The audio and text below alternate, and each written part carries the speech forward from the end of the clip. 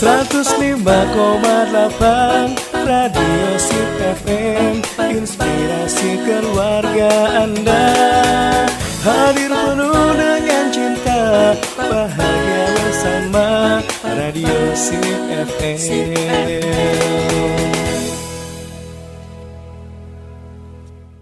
Bismillahirrahmanirrahim. Assalamualaikum warahmatullahi wabarakatuh. 105,8 Radio Sip FM, inspirasi keluarga Anda. Selamat malam keluarga Sip dimana saja berada. Mudah-mudahan selalu dalam lindungan Allah Subhanahu wa taala. Amin amin ya rabbal alamin. Dan kembali lagi nih kita bertemu dalam spesial program Dakwah Tuna yang setiap hari Rabunya kita selalu ya dalam pembahasan kajian kitab fikih munakahat atau pernikahan bersama Ustaz Nanda Andika UFLC dan dipandu oleh Sahabat Sirana Fahmi Al-Fatih dari jam 20.30 sampai 21.30. Nah, selain di frekuensi 105,8 FM, Anda juga dapat mendengarkan kita live streaming di sipfm.com. Jadi keluarga Sip ya yang ingin bertanya, menanggapi dan ingin berbagi seputar topik kita di malam hari ini bisa atensi di WhatsApp kita dengan nomor 0812-579612 dan juga di Instagram kita di @sipfm. Kita sapa dulu nih Ustaz. Assalamualaikum Ustaz. Assalamualaikum warahmatullahi wabarakatuh. Gimana kabarnya malam hari ini Ustaz? Alhamdulillah bikhair sehat. Alhamdulillah. Baik Ustaz, ini seperti biasa ini pembahasan kita di hari Rabu ini banyak sekali pemuda-pemudi ya yang ini banyak juga dapat cerita. Nah ini karena pembahasan malam ini luar biasa. Nah kalau gitu keluarga sih pasti penasaran apa yang akan dibahas oleh Ustaz Nanda dalam kajian kitab fikih munakahat kita pada malam hari ini. Ya, kita persilakan Ustaz nih untuk memberikan dan memulai kajian. Silakan Ustaz. Terima kasih sahabat Syiar Fahmi dan keluarga Sip dimanapun Anda berada. Bismillahirrahmanirrahim. Kita akan mulai kajian kita pada malam hari ini. Assalamualaikum warahmatullahi wabarakatuh. Alhamdulillahilladzi arsala rasulahu bil huda wa dinil haqq liyudhhirahu 'alad dini kullihi wa kafa billahi shahida. Nashhadu an la ilaha illallah wahdahu la syarika lah wa nashhadu anna Muhammadan 'abduhu wa rasuluhu la nabiyya wa la rasula ba'dah.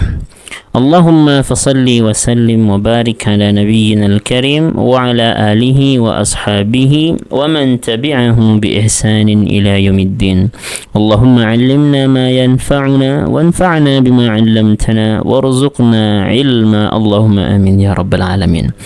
Keluarga Sip dimanapun Anda berada, pembahasan dan tema kita pada malam hari ini berkaitan dengan perwalian atau wali dalam sebuah pernikahan atau akad pernikahan. Sebagaimana kita ketahui, yang dikatakan dengan perwalian itu adalah hak syar'i atau hak yang diakui oleh agama Islam, yang mana hal ini untuk menggantikan peran orang lain dalam melakukan satu akad. Dan sebagaimana dijelaskan oleh ulama, ternyata perwalian ini ada dua hal, ada perwalian yang umum dan perwalian yang khusus. Dan di antara perwalian yang khusus adalah perwalian atau menggantikan posisi untuk diri sendiri dalam melakukan akad untuk diri sendiri, dan juga bisa ada wilayah atau perwalian untuk harta, menggantikan seseorang dalam mempergunakan atau mengatur hartanya. Nah, khusus pembahasan pada bab pernikahan, maka yang dimaksudkan adalah perwalian pada diri seorang perempuan dalam melaksanakan akad pernikahan. Karena sebenarnya kan yang melakukan akad harusnya itu adalah seorang laki-laki dan perempuannya, laki-laki yang berakad dengan perempuannya. Tetapi khusus pada akad pernikahan disyariatkan dalam agama kita, dan bahkan termasuk salah satu rukun nikah adalah harus adanya wali sebagai pengganti. Jadi yang menggantikan perempuan dalam melakukan akad pernikahan adalah walinya. Nah, inilah konsep wilayah terhadap diri sendiri, khususnya terhadap diri perempuan dalam melaksanakan akad pernikahan. Maka agama kita Islam yang rahmatan lil alamin memberikan arahan untuk seorang perempuan tidak bisa melakukan akad terhadap dirinya sendiri, harus dilakukan melalui perwalian atau ada wali yang menggantikan posisi perempuan dalam berakad dengan si laki-laki dalam akad pernikahan. Makanya ijab kabul akan terjadi antara seorang laki-laki dengan laki-laki lainnya, bukan antara laki-laki dengan perempuan. Kan harusnya kan dalam bermuamalah, kita ketika bermuamalah biasanya kan langsung antar penjual dan pembeli contohnya. Nah, dalam bermuamalah ternyata boleh loh, ternyata tidak langsung antara yang punya barang dengan orang yang membeli, tapi ada yang mewakili atau yang sering dikenal dengan istilah wali. Maka dalam akad pernikahan hal ini disyariatkan bagi seorang perempuan untuk tidak langsung melakukan akad pernikahan atas dirinya sendiri, akan tetapi diwakili oleh walinya atau ya dibantu oleh walinya, yang mana urutan wali sudah pernah kita bahas. Yang secara umum wali yang lebih utama adalah ayah kandungnya dan kakeknya, seterusnya kepada adik dan keluarga laki-lakinya, sebagaimana urutan yang pernah kita bacakan pada episode-episode terdahulu. Baiklah, keluarga sip dimanapun Anda berada, setelah kita tahu konsep wilayah atau perwalian ini, konsep wali ini, dan bagaimana pentingnya dia dalam agama kita, tentu tidak semua orang berhak atau bisa menjadi seorang wali, walaupun secara urutan contohnya si ayah lebih dahulu, tetapi karena wali tidak hanya satu, maka akan dilihat dan dinilai wali yang berhak dan apa saja syarat yang harus dipenuhi seorang ayah, contohnya agar dia berhak menjadi wali anak perempuannya dalam akad pernikahan ataupun wali-wali yang lainnya. Yang pertama adalah hurriyah. Hurriyah ini ya zaman sekarang alhamdulillah secara umum kita berada dalam kemerdekaan, bukan orang yang terjajah atau budak. Yang kedua, akal, memiliki akal yang sempurna, atau lawan akal orang yang bukan orang yang gila atau memiliki penyakit mental atau penyakit pikiran. Yang ketiga, baligh. Lawan dari baligh berarti bukan anak-anak yang belum baligh atau belum sampai usia yang baligh, dengan tanda-tanda biologis yang kita sudah rasa-rasanya zaman sekarang sudah tersebar ilmunya, siapa atau apa ciri-ciri biologis terhadap orang yang sudah baligh. Ini 3 syarat dan disempurnakan dengan syarat yang juga sangat-sangat penting, syarat keempat itu adalah syarat Islam. Maka yang boleh menjadi wali, yang pertama harus orang merdeka. Secara umum di Indonesia, secara umum kita adalah orang merdeka semuanya. Rasanya sudah perbudakan di hukum internasional sudah menjadi sesuatu yang ilegal atau tidak ada lagi. Yang kedua, bukanlah orang yang memiliki kelainan atau penyakit pikiran atau akalnya sempurna. Yang ketiga, tadi sudah baligh, bukan anak-anak. Ini yang balik ini mungkin saja ketika adik akan menikahkan kakaknya, contohnya ketika ayahnya tidak bisa dengan segala alasan atau segala kemungkinan, maka adik ini akan dilihat dia sudah balik atau belum. Kalau belum balik berarti beralih kepada wali yang selanjutnya. Yang keempat yang juga penting tadi Islam. Ini 4 syarat yang harus dipenuhi oleh seorang wali sehingga dia bisa menjadi wali dari wanita, anak kah, kakak kah, atau bibi atau sebagainya. Dia berhak menjadi walinya kalau terpenuhi hal-hal ini. Maka ketika ada budak atau yang tidak merdeka atau yang sakit berupa gila dan sebagainya, atau anak kecil, walaupun dia sudah ditunjuk jadi wali, maka perwalian hal ini ditolak secara agama. Kenapa ditolak? Alasannya, jangankan untuk mewakili atau menggantikan orang lain dalam berakad, orang yang disebutkan tadi pada dirinya sendiri tidak bisa melakukan akad atas diri sendiri. Contoh, budak tidak bisa melakukan jual beli tanpa izin dari majikannya. Begitu juga anak-anak secara hakikat tidak bisa berjual beli dalam jumlah yang besar tanpa izin orang tuanya, contohnya dan sebagainya. Maka lebih utama lagi ya pada menggantikan orang lain. Kalau sendiri saja dia tidak diakui, bagaimana dia bisa menggantikan akad orang lain padahal yang si dianya belum berhak untuk melakukan akad dengan untuk dirinya sendiri. Begitu juga disyaratkan Islam, sebagaimana hal ini dijelaskan dalam surah An-Nisa, bahwasanya kalau seandainya perempuannya muslim dan ternyata walinya non muslim, maka hal ini tidak diperbolehkan. Contoh, Allah berfirman dalam Al-Quran surah An-Nisa ayat 141, ba'da na'udzubillahi minasyaitonir rajim, وَلَنْ يَجْعَلَ اللَّهُ لِلْكَافِرِينَ عَلَى الْمُؤْمِنِينَ سَبِيلًا. Allah SWT tidak menjadikan tidak membuka peluang sedikit pun bagi orang-orang yang non-muslim untuk melakukan akad atas seorang muslim atau menggantikan seorang muslim. Intinya tidak ada pengakuan dari agama bagi seorang non-muslim bisa menggantikan posisi muslim. Itu ya, itu yang perlu dipahami. Maka seorang wali dia harus muslim. Yang kalau seandainya ada kasus anaknya muslimah dan bapaknya non muslim, maka walaupun secara hukum pertama yang berhak adalah si bapak, tapi karena bapaknya non muslim, maka pernikahan dialihkan kepada wali selanjutnya. Dilihat ada enggak kakeknya. Kakeknya juga non muslim, beralih nanti kepada adiknya. Adiknya muslim, sudah balik dan memenuhi syarat-syarat yang disebutkan, maka baru boleh untuk menikahkan kakaknya. Contoh seperti itu. Dan yang ada pembahasan sedikit, apakah syarat adil itu disyaratkan pada seorang wali?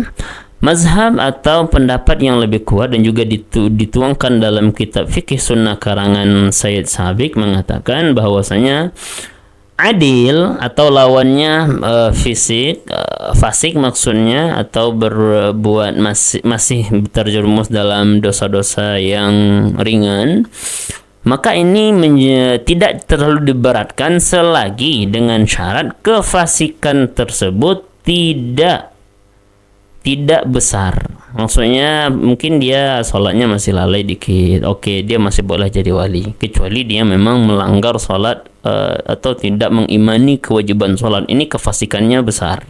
Kalau yang seperti ini tidak boleh menjadi wali. Akan tetapi kalau fasik secara belum adil secara sempurna, karena kalau adil berarti ya meninggalkan segala jenis maksiat maupun dosa kecil maupun dosa besar, dan melaksanakan segala amal ibadah kebaikan perintah Allah Subhanahu wa taala. Nah, kalau belum sempurna keadilan ini, ya dalam artian masih ada pelanggaran-pelanggaran syariat, tetapi hal itu tidak besar, maka tidak masalah. Tapi yang akan jadi masalah ketika kefasikan dia sudah pada tahap yang sudah membahayakan.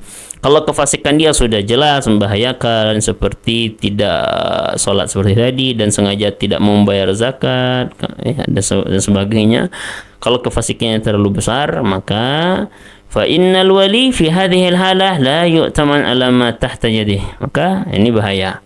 Kalau seandainya terkenal dengan sebagai orang yang zalim dalam perbuatan, maka walaupun secara urutan dia yang pertama contohnya atau dia yang lebih berhak, tetapi ini ditarik dari dia karena tidak ada jaminan dia tidak akan berbuat kefasikan atau kemaksiatan dalam akad nikah yang dilakukan untuk keluarga perempuannya. Tapi itu yang menjadi penyebab hak perwalian dia dicabut karena kemaksiatan yang terlalu besar, dan yang mana kemaksiatannya akan berpengaruh kepada mungkin pemaksaan terhadap anaknya, atau pemaksaan secara tidak hak, menikahkan anaknya dengan secara paksa dengan laki-laki yang tidak sekufu dan secara agama sudah tidak melanggar norma agama. Hal inilah kalau walinya seperti ini, maka perwalian seperti ini ditolak. Tetapi kalau kefasikannya biasa saja, ya intinya masih bermaksiat beberapa dosa kecil dan sedang berusaha untuk berubah, ya insya Allah hal itu tidak disyaratkan dalam perwalian. selagi kecil. Tapi kalau sudah berbahaya barulah itu ditarik haknya dalam perwalian karena bahayanya kefasikan yang telah dikerjakan. Oke, untuk keterangan pada segmen pertama ini kita cukupkan pada pengertian perwalian dan syarat-syarat yang harus dipenuhi. Setelah ini kita akan membahas bagaimana keterangan ulama dan apa dalil-dalil yang menjadikan wali adalah sebagai rukun dalam pernikahan. Ketika wali tidak ada maka pernikahan batal.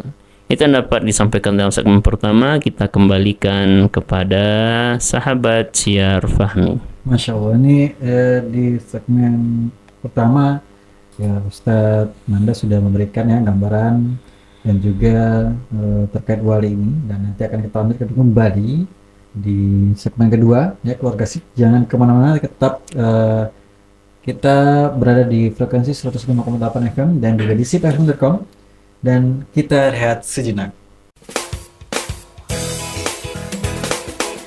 105,8 Radio Sip FM, inspirasi keluarga Anda.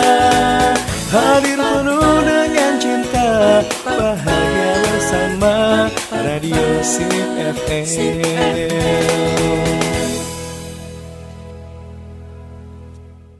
105,8 Radio Sip FM, inspirasi keluarga Anda. Keluarga Sip, kita lanjutkan kembali nih di segmen kedua ya, pembahasan kita juga tentang wali, nikah, dan juga bersama Ustadz Nanda Anika VLC. Dan Ustadz akan lanjutkan kembali Ustadz pembahasan kita di malam hari ini. Terima kasih sahabat Syiar Fahmi dan juga keluarga Sip dimanapun Anda berada. Setelah kita membahas terkait pengertian dan juga syarat yang harus dipenuhi oleh wali, dan sekali lagi kita ingatkan bahwasanya wali ini merupakan syarat sah dari diakuinya sebuah akad, atau syarat sah adanya akad. Tanpa wali maka akad tidak dianggap sah atau tidak bisa dilegalkan. Setelah kita bahas bahwasanya seorang wanita itu harus memiliki wali yang akan menggantikan dia dalam melakukan akad pernikahan dengan calon mempelai laki-lakinya, maka apa hukum ketika seorang perempuan tidak mau menghadirkan wali? Dalam artian perempuan ingin saya sendiri saja menikah. Maksudnya kan pernikahan itu buat saya, ya buat apa saya wakilkan ke orang lain, saya langsung saja. Nah, bagaimana? Apakah boleh wanita menikahkan dirinya sendiri? Kan lafaz wali itu kan seperti ini ya, saya nikahkan engkau akan dengan anak perempuan saya. Bolehkah seorang perempuan mengatakan saya nikahkan diri saya dengan engkau wahai laki-laki? Nah, ini yang kita bahas. Boleh nggak perempuan bilang, kan dia untuk hak dia sendiri kan, untuk diri sendiri, bolehkah dia bilang saya menikahkan diri saya dengan engkau dengan mahar sekian-sekian dibayar tunai? Bolehkah melakukan akad langsung? Nah, jumhur ulama atau mayoritas ulama kecuali ulama Hanafi, mazhab Hanafi memang mengatakan ada kelonggaran, tetapi pendapat yang rajih dan kebanyakan ulama berpendapat bahwasanya seorang wanita tidak boleh langsung menikahkan dirinya sendiri. Harus dia cari wali, karena itu wali dijadikan sebagai syarat sah dalam sebuah pernikahan. Tanpa wali maka akad nikah tidak dianggap sah. Hal ini sebagaimana ada perintah-perintah tentang pernikahan ini, untuk menikahkan ini ternyata itu diajukan oleh Allah SWT. Yang diperintahkan bukan wahai perempuan nikahkanlah diri kalian, tidak. Tetapi yang berkaitan dengan pernikahan ternyata yang diseru adalah kaum laki-laki yang akan menjadi wali. Sebagaimana contoh surah An-Nur dan surah Al-Baqarah ketika Allah berfirman, wa ankihul ayama minkum. Di sini ada wa ankihul. Wa ankihul artinya nikahkanlah, yang menjadi orang yang diseru atau yang akan bertindak sebagai subjek yang akan menikahkan ternyata di sini kaum laki-laki. Begitu juga di surah Al-Baqarah, wala tunkihul musyrikina hatta yu'minu. janganlah kalian wahai kaum laki-laki menikahkan seorang non-muslim, ya, orang yang musyrik laki-laki sampai dia beriman. Nah, yang menjadi khitab atau yang menjadi objek atau lawan atau yang diseru dalam dua ayat tadi ternyata adalah kaum laki-laki, bukan kaum wanita. Padahal ini kan pernikahan untuk menikahkan wanita. Maka seolah-olah ayat ini bermakna seperti wa ankihul ayam minkum, yang memiliki arti wahai kalian sekalian para wali, maka nikahkanlah anak-anak perempuan kalian. Nah, seperti itu.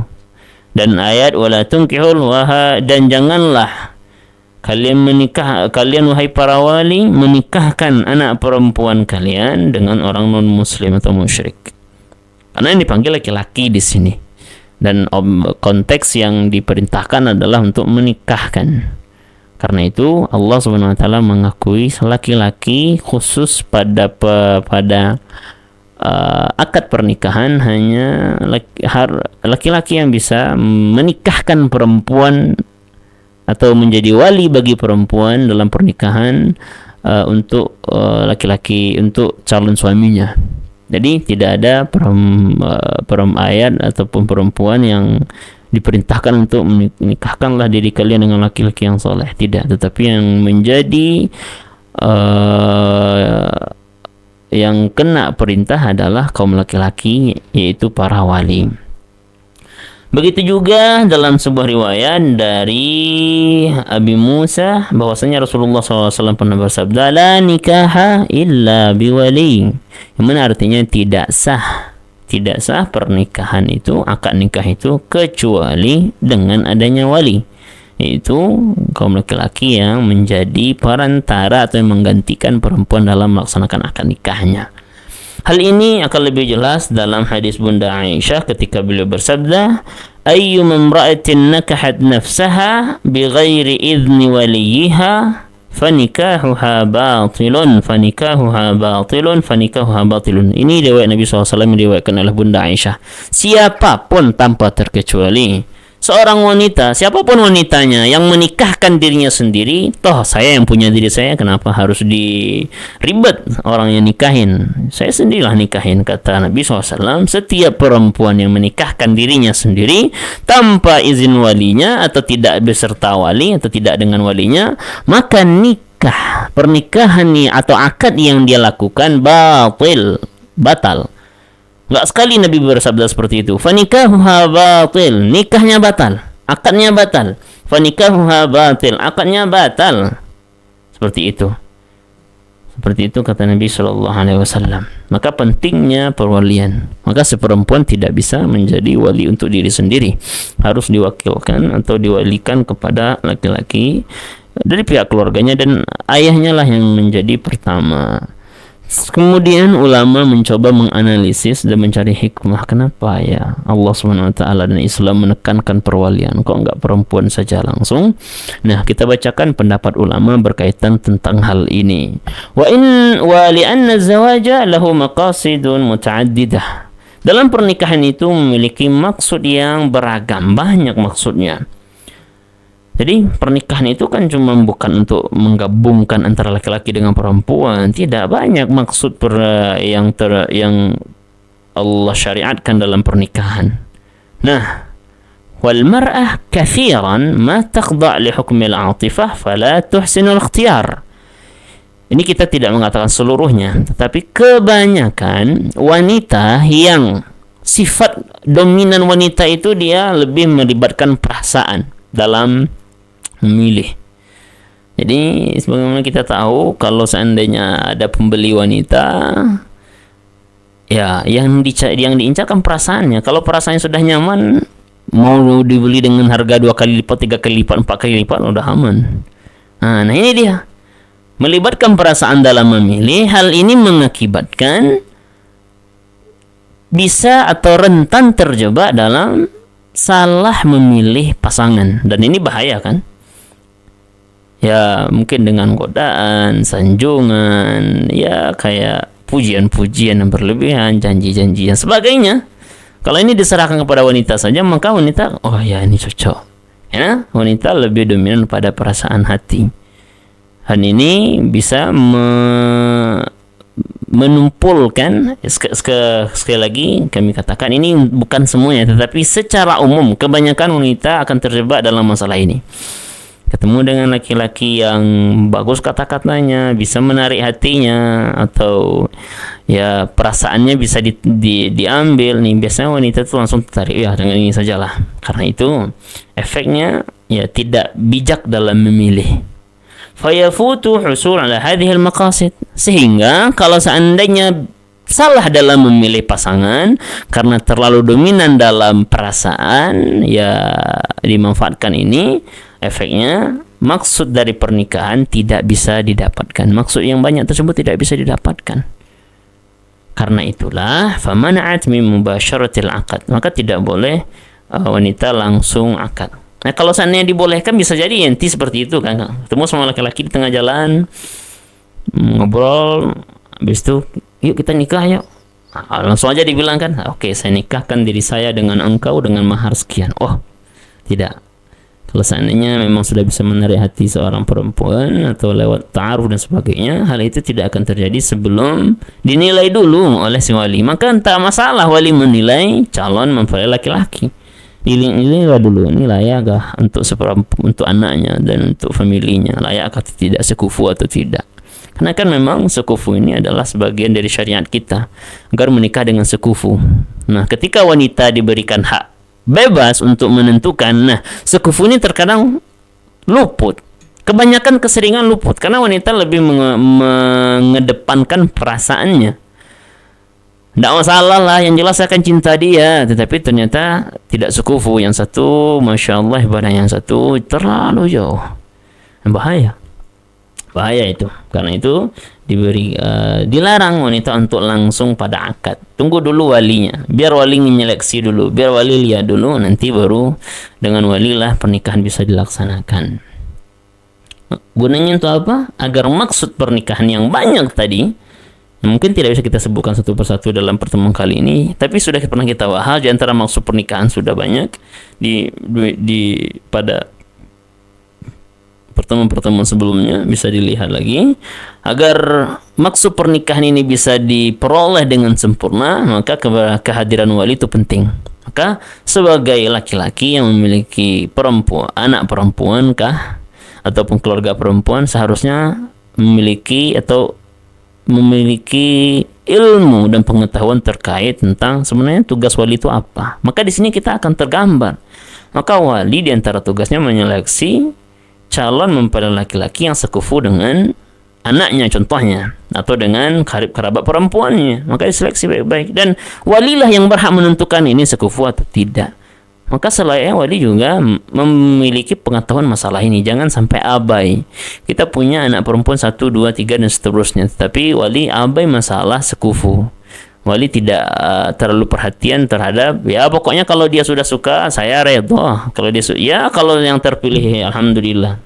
Tapi sebagaimana kita katakan tadi, wanita lebih cenderung kepada perasaan dia, rentan bisa tertipu. Karena itu kehadiran wali harusnya menutup kekurangan ini, menutup kemungkinan-kemungkinan seperti ini. Kalau pilihan anaknya sudah bagus, alhamdulillah. Kalau pilihan anaknya mungkin terkecoh, ada informasi dia ya tidak tahu, ya contoh ternyata yang melamarnya adalah laki-laki yang punya pacar, yang dilamar malah anaknya, maka tidak diteliti, ternyata nanti selingkuh dan sebagainya. Kenapa? Karena kalau wanita sehatinya sudah didapatkan, itu langsung. Karena itu peran wali mencegah hal-hal yang seperti ini semampunya, tentunya semampunya. Dan inilah mengamalkan hadis tadi, la nikaha illa biwali, tidak sah pernikahan itu tanpa kehadiran atau tanpa restu atau perwalian dari seorang wali. Sebagaimana wali sudah kita sebutkan, ada ayah, kalau tidak ada ayah kakeknya, kalau tidak ada kakek saudaranya, anaknya dan saudaranya dan seterusnya. Yang semua itu laki-laki yang memiliki kemampuan untuk menilai calon mempelai laki-laki sebagai seorang laki-laki juga. Baiklah, untuk segmen kedua kita cukupkan dulu pada hukum perwalian perempuan kepada untuk dirinya sendiri, yang pendapat yang kuat mengatakan tidak dibolehkan perempuan menjadi wali ia sendiri, harus ada walinya yaitu laki-laki. Jangan dia sendiri yang mengambil akad untuk dirinya sendiri, tapi dikasihlah akad ini kepada walinya. Karena la nikaha illa biwali, tidak sah suatu akad pernikahan tanpa kehadiran seorang wali dengan syarat-syarat yang sudah ditentukan sebelumnya. Untuk segmen kedua kita selesaikan sampai di sini. Kita kembalikan lagi kepada sahabat Syiar Fahmi. Baik Ustaz, dan keluarga saya seperti ini sampai Ustaz tadi, kita akan lanjutkan lagi di segmen ketiga, segmen terakhir, dan kita rehat sejenak. 105,8 Radio Sip FM, inspirasi keluarga Anda. Hadir penuh dengan cinta, bahagia bersama Radio Sip FM.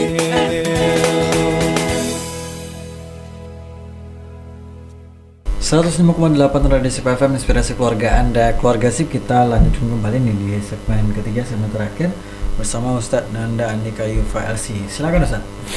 Terima kasih sahabat Syiar Fahmi dan keluarga Sip dimanapun Anda berada. Kita lanjutkan pembahasan kita berkaitan tentang hukum perwalian dalam akad pernikahan, yang mana ini merupakan syarat sahnya akad pernikahan. Tanpa wali maka suatu akad tidak dianggap sah. Dan tadi kita sudah membahas terkait ternyata wanita tidak boleh menikahkan dirinya sendiri tanpa kehadiran wali, harus ada wali. Dan pada kesempatan kali ini kita akan membahas tentang kewajiban meminta izin kepada wanita sebelum melakukan akad pernikahan atas dirinya bagi keluarganya atau bagi walinya. Maka hal ini sebagaimana kita telah menjelaskan, kalau wanita tersebut, seorang wanita kalau akan menikah harus punya wali. Sebaliknya, mentang-mentang walinya ini menjadi syarat sah pernikahan, apakah wali boleh saja menikahkan wanita atau anaknya dengan siapa yang dia inginkan? Hal ini ternyata juga ada keterangan ulama bahwasanya wajib bagi si wali, contoh bagi si bapak sebagai wali yang paling utama, untuk meminta pendapat anaknya dulu, atau kalau seandainya bapak kan anak, kalau seandainya kakak adik, meminta pendapat adiknya terlebih dahulu sebelum dia menjadi wali dalam pernikahan. Minta keridhaan adik dulu untuk dilakukan akad nikah. Kalau adiknya atau anaknya redha, maka barulah bisa dilaksanakan pernikahan. Kalau tidak redha, maka tidak boleh dipaksakan, harus tidak. Jangan malah diancam nanti, ini durhaka nih, anak durhaka aku nggak boleh. Ya, dalam pernikahan walau dia kedua belah pihak harus dijaga, dan perempuan menjaga haknya juga dengan melibatkan walinya, maka si wali juga menjaga hak anaknya dengan meminta keridhaannya. Kenapa? Karena kita tahu bahwasanya pernikahan ini adalah hubungan yang berkesinambungan, bahkan diharapkan sampai meninggal dan sampai di surga Allah Subhanahu wa taala. Yang ini hubungan ini akan terjadi yang diharapkan keabadian dalamnya. Maka hubungan yang lama ini, kalaulah dari awal salah satunya, contohnya perempuannya terpaksa dan tidak redha, maka hal ini akan rentan terhadap tidak terjadinya keharmonisan dalam keluarga. Dan bagaimana bisa datangnya mawaddah, sakinah, rahmah dalam pernikahan kalau dari awal ternyata yang terjadi adalah pemaksaan, tidak ditanya pendapat perempuan, langsung saja dinikahkan, terkejut, saya sudah nikahkan saja. Ini dihindari. Tanyain baik-baik agar maksud dari pernikahan salah satunya adalah sakinah, mawaddah, warahmah yang abadi tercapai, tentu dengan izin si wanita yang akan dinikahkan, seperti itu. Maka ini dilarang bagi si wali untuk memaksa wanita, baik dia wanita yang untuk pernikahan pertamanya, apalagi yang dipaksa adalah orang yang sudah memiliki pengalaman dalam pernikahan, yaitu kaum janda. Ini lebih parah lagi, jangan dipaksa. Hal ini akan kita bacakan beberapa hadis berkaitan tentang melarang memaksa atau mengadakan akad pernikahan mentang-mentang yang menentukan persah nikahnya adalah si bapak, contohnya anak-anak dilibatkan dalam memilih calon. Pokoknya percaya saja sama bapak, ini juga tidak boleh. Sebagaimana Nabi SAW pernah bersabda, "Athayyibu ahaqqu binafsiha min walijiha." Maknanya adalah kaum janda itu lebih berhak terhadap dirinya ketimbang walinya dalam menentukan siapa yang akan menjadi suaminya lagi. Maka hal ini tentu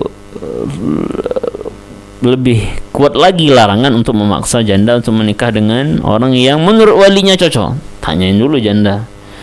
Si janda ini harus memilih dengan sendirinya karena dia lebih paham, saya ini cocok dengan saya, seperti itu. Ini kalau kasusnya janda, wanita yang sudah pernah menikah. Kalau bikir tusta'dzanu fi nafsiha, harus diminta izin, ditanyain dulu, minta izin dulu, tanyain kepada gadis perawan tersebut, kalau ini jadi suamimu mau enggak? Kalau mau ya lakukan akad nikah, kalau tidak, tidak.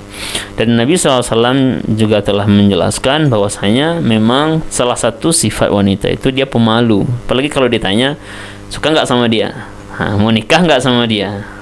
Kebanyakan kalau seandainya dia tidak suka, maka harus menyampaikan saya tidak mau. Tetapi ada cara yang lain. Kalau seandainya kebalikan, saya mau, tidak harus menyampaikan iya saya mau. Dengan kalau seandainya ada sifat malu tersebut, contohnya itu baik, boleh diam saja. Maka diam seorang wanita dikala ditanya terkait kalau ini jadi suamimu gimana, diam dia karena malu dan sebagainya, maka ini diperbolehkan. Maka ini dia dianggap dia sudah memberikan izin untuk menikahkannya.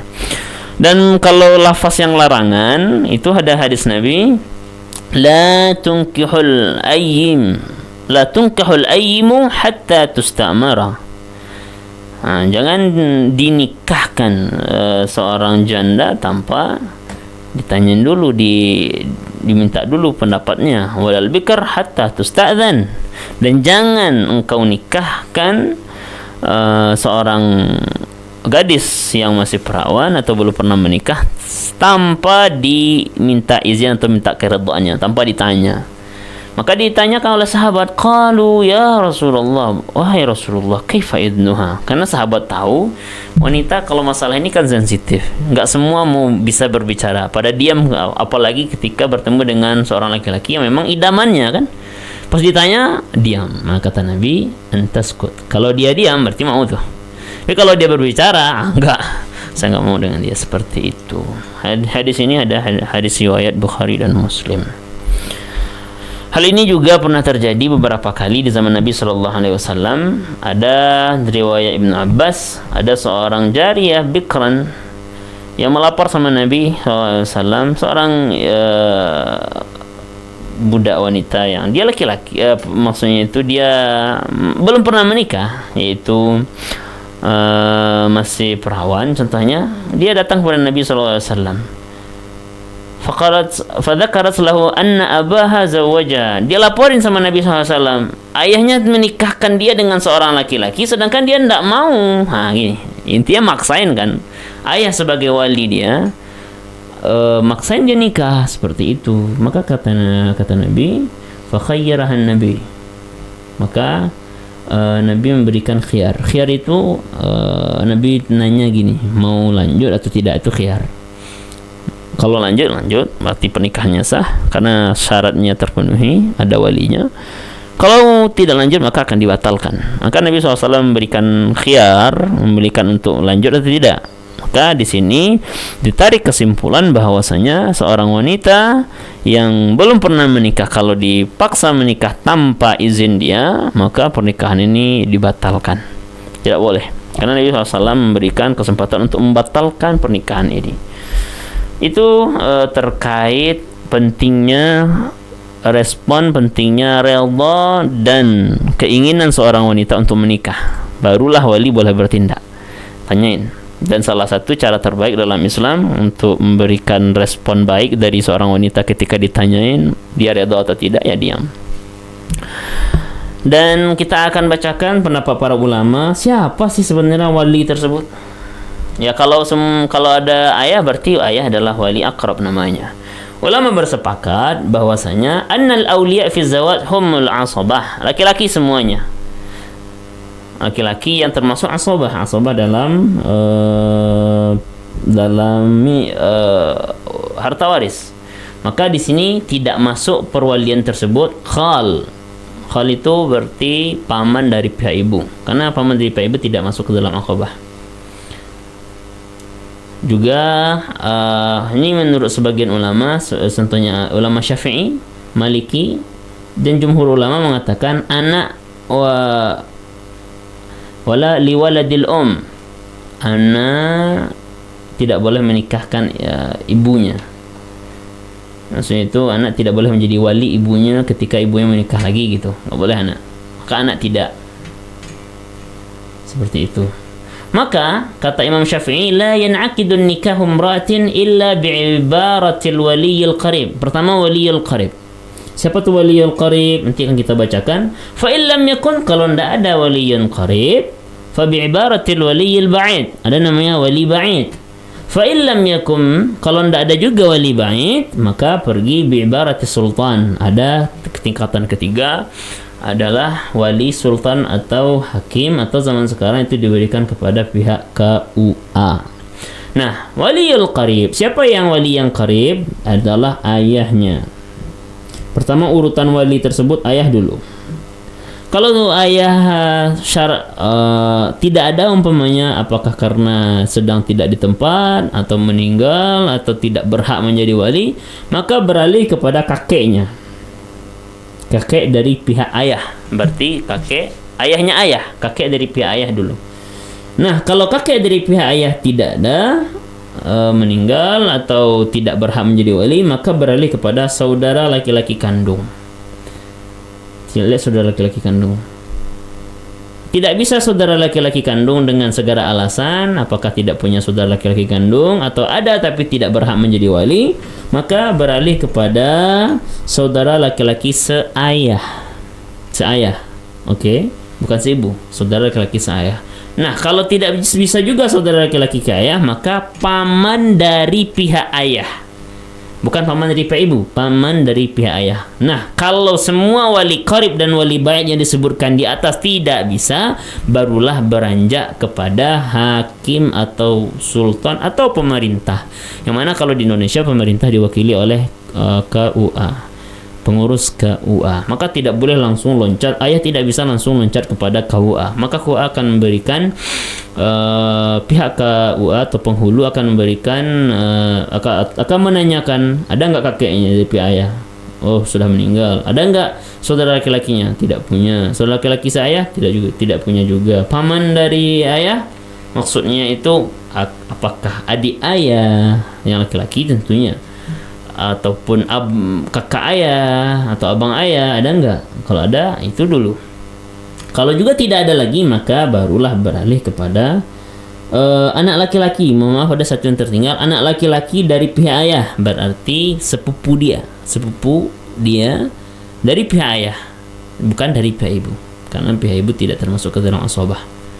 Nah, yang terakhir, kalau tidak ada juga anak dari pihak anak laki-laki dari paman dari pihak ayahnya atau sepupu dia dari pihak ayah, tidak ada juga, maka barulah beralih kepada wali sultan, yaitu perwalian dari negara. Ini dia yang berhak menjadi wali, dan itu harus ada dalam pernikahan agar pernikahan tersebut sah. Nah, sebagai penutup kita akan sebutkan apa sih alasan bolehnya beralih kepada pemerintah atau kepada negara perwaliannya. Yang pertama, ketika wali tersebut tidak ada, atau ketika terjadi perdebatan yang tak menemukan jalan keluar pada wali-wali yang disebutkan tadi, pada ribut wali-wali yang lain, maka dikala itu boleh diambil oleh sultan atau oleh hukumah atau oleh pemerintah. ya ketika pernikahan tertunda lama karena memang para wali tidak mau, saya yang ini bilang saya, yang ini saya bilang saya, seandainya ya. Tapi biasanya dalam pernikahan yang akan ditemukan yang baik-baik. Tapi kalau ada yang seperti itu, contohnya saudaranya yang pertama bilang saya, saudara kedua bilang dia, ketiga bilang tiga, kalau tidak jadi. Nah dari kalau pernikahan atau ibadah pernikahan tertunda karena perbedaan pendapat atau keegoisan yang terjadi seperti ini, maka boleh diambil oleh pemerintah. Yang kedua, karena memang tidak ada wali yang dekat dengan segala alasan. Itu dua alasan yang sering terjadi di masyarakat, dialihkan pernikahan tersebut kepada pemerintah. Dan pada malam hari ini itulah pembahasan terakhir kita. Terima kasih banyak untuk kesetiaannya mendengarkan siaran kita dalam tema fikih zawaj atau fikih pernikahan. Dan segmen ketiga ini kami selesaikan sampai pembahasan ini. InsyaAllah kita sambung lagi pada pertemuan-pertemuan selanjutnya. Dan akhir kalam kita tutup dengan alhamdulillahirrahmanirrahim, dan kami kembalikan kepada sahabat Siar Fahmi. Assalamualaikum warahmatullahi wabarakatuh. Waalaikumsalam warahmatullahi wabarakatuh. Masya Allah ya, biasa pembahasan kita di malam hari ini dan terus berlanjut ya. Dan keluarga SIP nantikan pembahasan selanjutnya di pertemuan-pertemuan berikutnya ya, di setiap hari Rabu dari jam 20.30 sampai 21.30 dengan Ustadz Nandani Kayu VLC. Dan semoga apa yang sudah dibahas oleh Ustadz tadi dapat menambah keimanan kita kepada Allah, cinta kita kepada Islam, dan tentunya bermanfaat serta kita ambil ibrahnya ya untuk diaplikasikan dalam kehidupan sehari-hari. Terima kasih banyak Ustadz atas kedatangannya dan ilmunya pada malam hari ini berbagi dengan kita. Dan kalau gitu keluarga SIP ya, Ustadz Nanda Nikai VLC dan sahabat Siaran FM Al-Fatih pamit dari spesial program Dakwah Tuna. Dan jangan kemana-mana dulu nih karena masih banyak program dan informasi menarik lainnya. Mohon maaf apabila ada salah kata. Subhanakallahumma wa bihamdika asyhadu an la ilaha illa anta astaghfiruka wa atubu ilaik. Wassalamualaikum warahmatullahi wabarakatuh. 105,8 Radio SIP FM, inspirasi keluarga Anda. Hadir penuh dengan cinta, bahagia bersama Radio SIP FM.